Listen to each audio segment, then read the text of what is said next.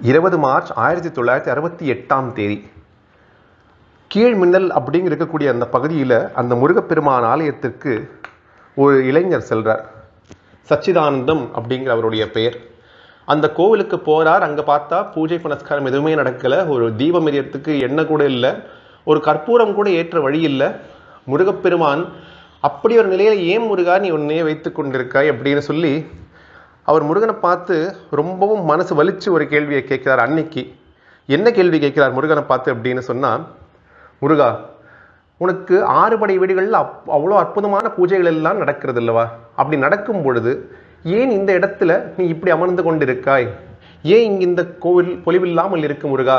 உனக்கு நிச்சயமான அபாரமான சக்தி இருக்கே முருகா, நீ நிச்சயமா நினைச்சானா இந்த கோவிலையும் ஒரு 7ஆம் படை வீட்டாக ஏன் நீ மாற்ற மாட்டேங்கிற முருகா அப்படின்னு சொல்லி அங்கு வைராக்கியம் பிறந்து அவருக்கு அப்படியே ஒரு ஞான ஒளி அங்க தெரியறது, கண்ணுக்கு தெரியறது. தெரிஞ்ச உடனே அங்க மயங்கிடுறார். அதே இடத்துல உட்கார்ந்துடுறார். அதே இடத்தை விட்டு அகலாமல் ரத்னகிரிங்கிற அற்புதமான க்ஷேத்திரத்தை உருவாக்குவதற்கு காரணமாக இருந்த அந்த அற்புதமான மகான் யார் அப்படின்னு பார்த்தோம்னா ஸ்ரீ பாலமுருகன் அடிமை அப்படின்னு அழைக்கப்படக்கூடிய அந்த சுவாமிகள்.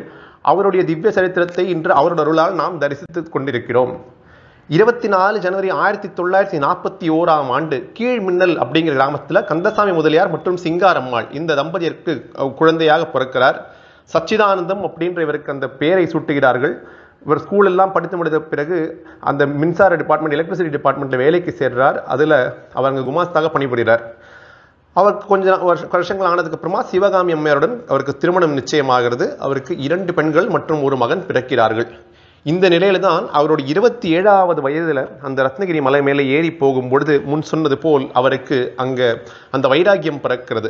இந்த தம்ப்நெயில் எல்லாருமே பார்த்திருப்பீங்க. இந்த தம்ப்நெயில் என்ன போட்டிருப்போம் அப்படின்னு பார்த்தோம்னா, of course our efforts may be but nothing can be done without the grace of Lord Muruga அப்படின்னு இந்த மகானே அவர் கைப்பட எழுதியிருப்பார். நம் என்னதான் நினைத்தாலும் செயல்பட்டாலும் செயல்படாமல் இருந்தாலும் முருகப்பெருமானோட அருள் இருந்தால் மட்டும்தான் அந்த நம் செய்யக்கூடிய செயல்களுக்கெல்லாம் வெற்றி கிட்டும் அப்படிங்கிறத உணர்த்தும் விதமாக ஆங்கிலத்தில் அந்த மகான் எழுதியிருப்பதை தான் தாங்கள் அந்த தம்ப்நெயில்ல பார்த்திருப்பீர்கள். அது உண்மை. அந்த முருகப்பெருமான அருள் எப்படி பெற முடியும் அப்படின்னு பார்த்தோம்னு சொன்னால் இந்த குரு அருளால் அதெல்லாம் சாத்தியப்படும். கீழ்மின்னல் அப்படிங்கிற கிராமம் ஒன்றுமே இல்லாமல் மிகவும் மோசமாக இருந்த நிலையிலிருந்து இன்னைக்கு அப்படி ஒரு பொலிவு பெற்று பழனியம்பதிக்கும் திருச்செந்தூருக்கும் நிகராக இருக்கக்கூடிய இந்த க்ஷேத்திரமாக இன்னைக்கு மாறியதற்கு காரணம் இந்த மனிதநேய ரத்தினத்தின் வைராக்கியம் தான் அப்படிங்கிறத நம்ம பார்க்கிறோம். அங்கு அமைதியாகவே இருப்பார். யாராவது ஏதாவது வேணும் அப்படின்னு கேட்டால் ஸ்லேட்டில் எழுதி காட்டுவாரே தவிர அவரோட மௌனம் கலையவே கலையாது. இன்னைக்கு 84 வயது தாண்டி இப்பொழுதும் அவருடைய சேவையை அவர் தொடர்ந்து செய்து கொண்டே வந்துதான் இருக்கிறார். இந்த மகான் அருளால் ஒரு பெரிய அற்புதம் நடந்தது. அதுவும் யாருக்கு அப்படிங்கிறது நம்ம பார்ப்போமா? முருகப்பெருமானுக்கு யாராக இருந்தாலும் அவர் மீது பக்தி வைத்தாலும் அவர் அதீதமாக காதலும் பக்தியும் அந்த பக்தர் மீது செலுத்துவார் அப்படிங்கிறது சத்தியம். வேறு மதத்தை சேர்ந்த ஒரு தம்பதியினர் வந்தார்கள். அந்த தம்பதியினருக்கு முருகப்பெருமான் மீது ரொம்ப அதீதமான பக்தி. அவர்கள் தன் மதத்தை விட்டு விலகவில்லை. ஆனாலும் முருகப்பெருமான் மீது மிகவும் பக்தி அதிகமாக இருந்தது. இப்போ இந்த நிலையில் நம்ம பார்த்தோம்னு சொன்னால் நமக்கு யார் ஞாபகம் வரும் அப்படின்னு பார்த்தோம்னா ஜியு போப் நமக்கு நினைவுக்கு வருவார். ஜியு போப் அவர் திருவாசகத்தை பற்றி எப்படி ஒரு இன்டெப்த் ரிசர்ச் எல்லாம் பண்ணி திருவாசகத்தை பற்றி எழுதியிருக்கார் இல்லையா? ஆனாலும் அவருடைய மதத்தை விட்டு அவர் விலகவே இல்லை. இந்த தம்பதியினர் முருகப்பெருமான் மீது ரொம்ப பக்தி வைத்திருக்க, முருகப்பெருமானையே நம்பி அந்த கீழ்மின்னல்ல வரா அவருடைய மதத்தையும் அவர் கடைபிடித்து தான் வருகிறார்கள். அவருடைய மதத்தையும் விடவில்லை. இப்படியே வந்து கொண்டிருக்கும் பொழுதெல்லாம் அங்க அவர்களுடைய உறவினர்களுக்கெல்லாம் இந்த போக்கு பிடிக்கவில்லை. எதற்காக தாங்கள் வேறு மதத்தை சேர்ந்த ஒரு தெய்வத்தை வழிபடுகிறீர்கள், அது தவறல்லவா அப்படின்னு சொல்லி தமிழ் கடவுளை ஏன் வழிபடுகிறீர்கள் அப்படின்னு சொல்லி கடிந்து கொள்கிறார்கள். இந்த தம்பதியினர் அதை பற்றி எல்லாம் கவலைப்படலை. இந்த தம்பதியினரும் அவருடைய அழகான மகள் அந்த அற்புதமான குழந்தையும் வந்து முருகப்பெருமானை தரிசித்து சென்று கொண்டேதான் இருந்தார்கள். இப்படியே நாட்கள் நகர்ந்து கொண்டே இருக்க காலச்சக்கரம் சுழல அந்த தம்பதியினருக்கு ஒரு சோதனை வந்தது. அந்த சோதனை என்ன வந்தது அப்படின்னு பார்த்தோம் சொன்னா, அந்த பெண் குழந்தை இருக்கா இல்லையா, அவளுக்கு திடீர்னு உடல்நிலை சரியில்லாமல் போய்விட்டது. அந்த உடல்நிலை சரியில்லாமல் போன காரணத்தினால் என்ன ஆகுதுன்னா சிஎம்சி ஆஸ்பத்திரியில் சேர்த்துடுறா. முதல்ல கொஞ்சம் நிலைமை சரியா இருக்க மாதிரி இருக்கு. அப்புறம் அப்படியே போக போக போக வயிற்றுப்போக்கு அதிகமாக அவளுடைய நிலைமை ரொம்பவும் வலுவிழந்து எப்பொழுது வேண்டுமானாலும் மரணம் வந்து இப்பொழுது அந்த பெண் குழந்தை எடுத்து சென்று விடும் அப்படிங்கிற நிலைமை வரும் பொழுது இந்த தம்பதியினரை அந்த உறவினர்கள் எல்லாம் என்ன திட்டுறார்கள் அப்படின்னு சொன்னார், எதற்காக தாங்கள் வேற்று மதத்தை சேர்ந்த தெய்வத்தை வழிபட்டீர்கள், இப்பொழுது அதன் காரணமாகத்தான் இதெல்லாம் வந்தது, இப்பொழுது கண்டிப்பாக உங்க முருகன் காப்பாற்றுவானா என்ன அப்படின்னு சொல்லி அந்த வெந்த புண்ணில் வேலை பாய்த்துவது போல் இந்த வார்த்தைகள் விழுகிறது. ஆனாலும் அந்த தம்பதியினர்களுக்கு நம்பிக்கை எப்பொழுதுமே போகவில்லை. நாள் என் செய்யும் வினைதான் என் செய்யும், என்னை நாடி வந்த கோள் என் செய்யும், கொடும் கூற்று என் செய்யும், குமரேசர் இரு தாளும் சிலம்பும் சதங்கையும் தண்டையும் ஷண்முகமும் தோளும் தடமும் எனக்கு முன்னே தோன்றிடுனே அப்படின்னு சொல்லி அருணகிரிநாதர் சொல்லியிருக்காரு இல்லையா. அந்த கொடுங்கூற்று என்ன செய்யும் அப்படின்னு சொன்னால் அந்த யமதர்மராஜன் என்ன செய்ய முடியும் அப்படிங்கிற மாதிரி ஒரு நம்பிக்கை மனுஷனோட மனசுக்கு வரக்கூடிய அந்த திருப்புகழ் தான் இது. இந்த திருப்புகழை அப்படியே அவர்கள் மனசுல உள்வாங்கிறார்கள். நேரா என்ன பண்றார்கள், அவரோட மகளோட நிலைமை மோசமாக அந்த ஆஸ்பத்திரியில் அந்த கட்டில் பக்கத்தில் நின்று அழுவது அப்படிங்கிற அந்த முடிவை எடுக்கல. மனிதனுக்கு கஷ்டம் வரும்பொழுது 2 விஷயங்கள் செய்வாங்க, ஃபைட் ஆர் ஃபிளைட் சினாரியோ அப்படின்னு சொல்லுவார்கள். ஃபைட் அப்படின்னு சொன்னால் நாம் எதிர்த்து போராட வேண்டும், என்னவானாலும் சரி நாம் எதிர்த்து தாக்குதலை புரிந்தே தீர வேண்டும் அப்படின்னு கூடியதுதான் ஃபைட். ஃபிளைட் அப்படின்னு சொன்னால் அங்கிருந்து ஓடிவிட வேண்டும், என்னாலும் பரவாயில்ல அங்கிருந்து தப்பித்தால் மட்டும் போரும் அப்படிங்கிற ஒரு ஃபிளைட் சிண்ட்ரோம் அப்படின்னு சொல்லுவார்கள். இப்பொழுது இந்த ஃபெய்த் சிண்ட்ரோம் இருக்கு இல்லையா, அந்த ஃபெய்த் அண்ட் ஃபைட் அகைன்ஸ்ட் சர்கம்ஸ்டன்ஸ் அப்படிங்கிற சிண்ட்ரோம் தான் இந்த தம்பதியினர் கடைபிடிக்கிறார்கள். நேராக ரத்னகிரி முருகனை நோக்கி வருகிறார்கள். முருகா, நான் உன்னை நம்பியிருக்கேன், இப்பொழுதும் பரிபூர்ணமான நம்பியிருக்கேன், நீ கண்டிப்பாக என்னை கைவிட மாட்டாய், என் குழந்தையை நீ காப்பாற்றி தருவாய் அப்படின்னு பரிபூர்ண நம்பிக்கையுடன் முருகப்பெருமான் முன் இந்த தம்பதியினர் நிற்கிறார்கள்.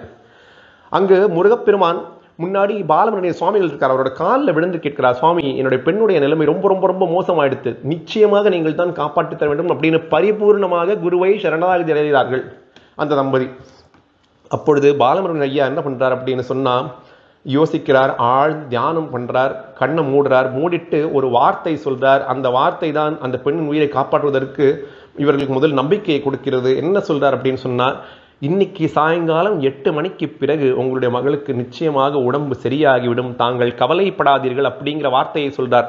பாம்பன் குமரகுருதாச சுவாமிகள் சமாதிக்கு போனோம் அப்படின்னு சொன்னால் பின்னாடி சுவாமிகள் வழிபட்ட அந்த முருகப்பெருமானோட அற்புதமான அந்த குழந்தை முருகன் மயில் மேல் அப்படி உட்கார்ந்து தவழ்ந்துட்டு இருப்பார்கள். அந்த முருகப்பெருமான் அந்த சிலையை பார்த்தோம்னால் அதற்கு மேல ஒரு வாசகம் எழுதப்பட்டிருக்கும், என்னை நம்பினாலும் என்னை நம்பியவர்களை தள்ளேல் அப்படின்னு பாம்பன் குமரகுருதாச சுவாமிகள் சொன்ன வார்த்தை எப்படியே ஒரு சத்தியமாக நமக்கெல்லாம் கண்ணுக்கு தெரியும்.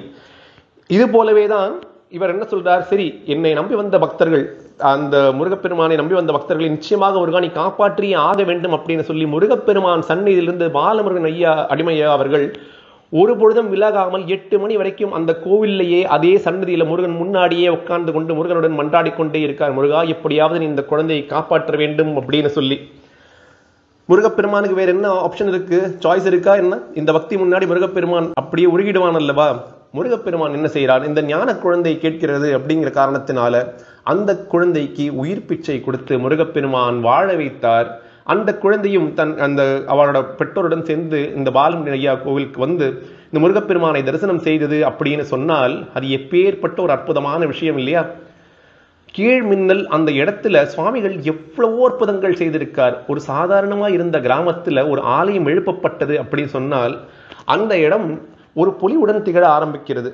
அங்க எல்லா விதமான மேம்பாடுகளும் ஏற்பட்டு அங்க இருக்கக்கூடிய எல்லாருக்கும் ஒரு வாழ்வாதாரம் ஏற்படுறது.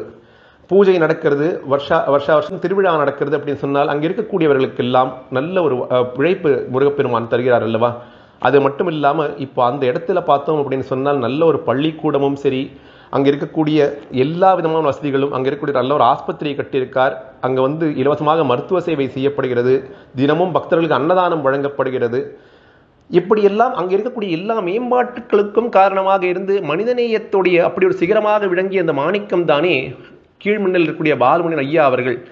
இந்த சுவாமிகள் நம்ம ஏதாவது கேட்டோம் அப்படின்னு சொன்னா ஸ்லேட்ல எழுதி காமிப்பார் அப்படின்னு சொல்றார்கள். இப்போ நமக்கு இந்த அற்புதம் எங்க இருந்து கிடைத்தது அப்படின்னு பார்த்தோம்னா ஒவ்வொரு வீட்டிலும் இருக்க வேண்டிய ஒரு பொக்கிஷமான புஸ்தகம் எது அப்படின்னு பார்த்தோம்னா அருணாச்சல மகிமை. இந்த அருணாச்சல மகிமையில என்ன எழுதிருக்கு அப்படின்னு சொன்னா திருவண்ணாமலை கிரி பிரதட்சணம் எந்த நாளில் வந்தால் விசேஷம் அப்படின்னு எல்லாம் எழுதப்படவில்லை.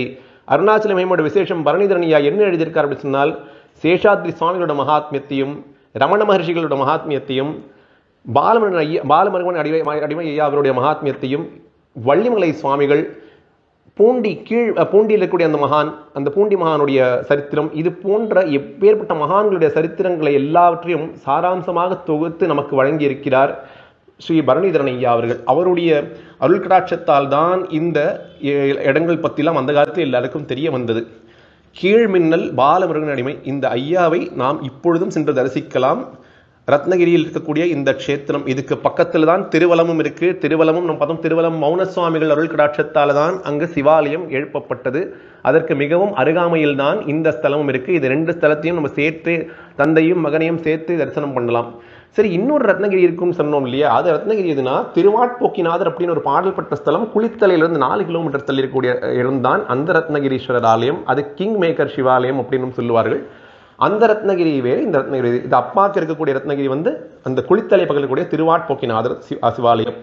இந்த முருகப்பெருமானுக்கு இந்த கீழ்மின்னல் ஸ்தலத்தில் எவ்வளவோ பூஜை புனஸ்காரங்கள் எல்லாம் நடந்து அவ்வளவு அற்புதமாக எல்லாம் நடந்து கொண்டு வருகிறது. உங்கள் வாழ்க்கையில் தாங்கள் முன்னேற வேண்டும் அப்படின்னு நினைத்தீர்கள் என்றாலோ, இல்லை உங்களுக்கு ஏதாவது கஷ்டம் இருக்கு அப்படின்னு நினைத்தீர்கள் என்றாலோ, தாங்கள் பரிபூர்ண நம்பிக்கையுடன் சென்று கீழ்மின்னலில் சென்று வந்தீர்கள் அப்படின்னு சொன்னால், இருளடைந்த உங்கள் வாழ்க்கையில் எப்படி ஒரு இறையருள் போல் ஒரு ஒளி பிரகாசம், ஒரு மின்னல் வெட்டுமோ, அப்படி அந்த இருள் எல்லாம் ஒரு க்ஷணத்தில் காணாமல் போயிடுமோ, அது போலவே உங்கள் துன்பங்கள் அனைத்தும் இந்த கீழ்மனையில் உள்ள ரத்னகிரி முருகனை சரணாகதி அடைந்தீர்கள் என்றால் நிச்சயமாக காணாமல் போய்விடும். அப்படிங்கிறதுல எந்த சந்தேகமும் வேண்டாம். பாலமுருகன் அடிமை ஐயா அவர்கள் 12 மணி அளவில் அந்த ஆலயத்தில் அவருடைய தரிசனம் கிடைக்கும் அப்படின்னு நமக்கு கிடைத்த செய்தி அது. அங்கு சென்றால் நிச்சயமாக அவரை தரிசித்து கண்டிப்பாக அவர் அருள்கடாட்சத்துக்கு பாத்திரம் ஆக வேண்டும். குரு பார்க்க கோடி நன்மை, ஒரு வாழும் மகானை நாம் தரிசிப்பது என்பது மிகவும் மிகவும் ஒரு அரிய வாய்ப்பு. எவ்வளவோ முறை எவ்வளவோ முயன்றாலும் இந்த மகான்களின் தரிசன வாய்ப்பெல்லாம் நமக்கு எல்லா விதத்திலும் கிடைக்கும் அப்படின்னு நம்மளால் சொல்ல முடியாது. இப்படி ஒரு அருண்கிரகத்தை கடவுள் கொடுக்கும் பொழுது கண்டிப்பாக இந்த அருள் பிரசாதத்தை நாம் நிச்சயமாக பெற்றுக்கொள்ள வேண்டும். ஒரு நாள் ஒரு விழா நடந்து கொண்டிருந்தது ஒரு இல்லத்தில். அந்த இல்லத்தில் நடந்தக்கூடிய இந்த அற்புதமான இந்த விழாவில் இந்த மகான் சிறப்பித்திருக்கார். ஆனால் அதற்கு முன்னாடி நாள் அடியனால் அங்கே செல்ல முடியாத காரணத்தில் அவருடைய தரிசனத்தை தவற விட்டுவிட்டேன். இன்னும் அவரை தரிசிக்கக்கூடிய பாக்கியத்தை அடியனுக்கு முருகப்பெருமான் வழங்கவில்லை. கூடிய சீக்கிரம் வழங்குவார் அப்படின்னு இந்த பதிவில் முருகப்பெருமானை அனைவர் சார்பாகவும் வேண்டி கேட்டுக்கொண்டு, மறுபடியும் அந்த திருப்புகள் இப்பொழுது என்ன பயிற்சி வருகிறது என்றெல்லாம் தாங்கள் கவலைப்பட வேண்டிய அவசியம் இல்லை. ஏனால் நாள் என் செய்யும், வினைதான் என் செய்யும், என்னை நாடி வந்த கோள்தான் என் செய்யும், கொடும் கூற்று என் செய்யும், குமரேசர் இரு தாளும் சிலம்பமும் சதங்கையும் தண்டையும் ஷண்முகமும் தோளும் கடம்பமும் எனக்கு முன்னே தோன்றினே அப்படிங்கிற அந்த முருகப்பெருமானை அப்படியே தியானித்து உங்களுடைய மனதில் வைத்துக் கொள்ளுங்கள். அனைத்து வித துன்பங்களிலிருந்தும் தாங்கள் நிச்சயமாக விடுபடுவீர்கள்.